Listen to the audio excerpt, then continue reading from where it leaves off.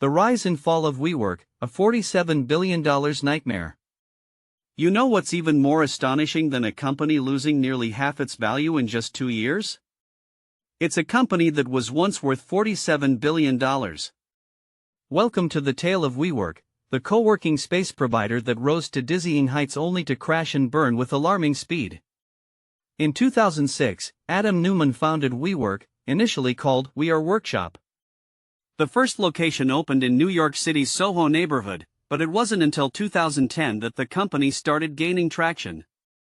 WeWork expanded rapidly, opening new locations across the US and eventually globally. By 2017, WeWork was worth an astonishing $10 billion after raising over $1 billion from investors like SoftBank, General Atlantic, and Wellington Management. This valuation would only continue to skyrocket, reaching its peak in August 2019 at $47 billion. To put this into perspective, that's more than the value of some major global corporations. WeWork was touted as a revolutionary space-sharing platform for entrepreneurs, freelancers, and startups. The company claimed to be on a mission to elevate the world's consciousness by creating beautiful, Instagram-worthy spaces where people could collaborate and innovate. But behind the scenes, WeWork's business model was starting to unravel. One of the main issues plaguing WeWork was its aggressive expansion strategy. In 2018 alone, the company opened over 50 new locations worldwide. This rapid growth was financed through an unprecedented number of debt offerings, which put significant pressure on WeWork's balance sheet. By June 2019, the company had amassed a staggering $2.6 billion in net losses and a whopping $1.4 billion in debt. Another major problem at WeWork was its leadership culture. Adam Neumann, who would later become known as the king of the co-working empire, was notorious for his erratic behavior and unorthodox management style. Under Neumann's helm, WeWork became infamous for its lavish spending on art, furniture, and even an in-house rock climbing wall. This indulgent culture led to widespread criticism from employees, investors, and customers alike. In the months leading up to September 2019, WeWork's financial struggles came to a head. The company filed confidentially with the SEC for its initial public offering, IPO, but it was met with intense scrutiny over its accounting practices and governance structure. When the IPO filing was finally made public in August 2019, the market reacted with shock and skepticism.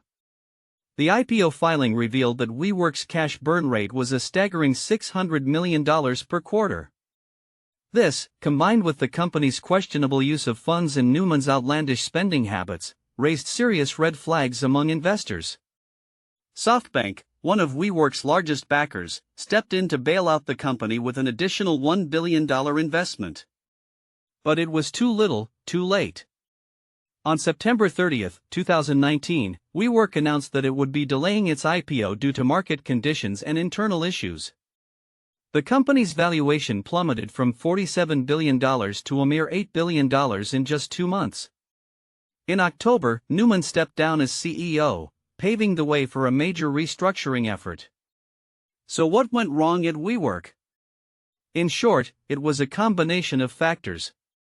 Aggressive expansion without adequate financial planning, combined with an unorthodox leadership culture and questionable accounting practices, created a perfect storm that led to the company's downfall. In hindsight, some warning signs were evident from early on: excessive debt, rapid growth without profitability, and a seemingly endless appetite for cash. These are all red flags that signal potential disaster in the making. As investors and entrepreneurs, it's crucial to be aware of these pitfalls and take steps to mitigate them. If you want to understand how businesses really fail, subscribe to BusinessCaseStudyHQ. We break down the biggest corporate disasters so you can learn from their mistakes. From Enron to Theranos, we'll dive into the most shocking business failures and help you navigate the complexities of corporate finance, leadership, and strategy.